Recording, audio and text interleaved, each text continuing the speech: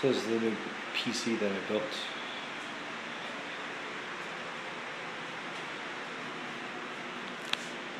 I've got the Razer Nostromo gamepad, the Razer Black Widow, and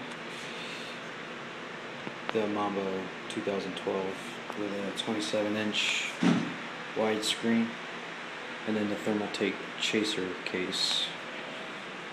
The light in front,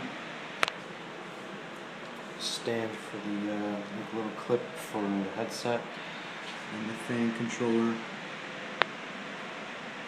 Fans up top, fan on the side, and then 2 RAM fans and a liquid cooler.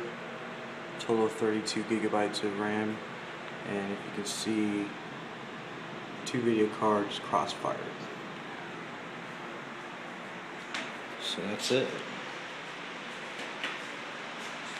And that's what it looks like in the dark.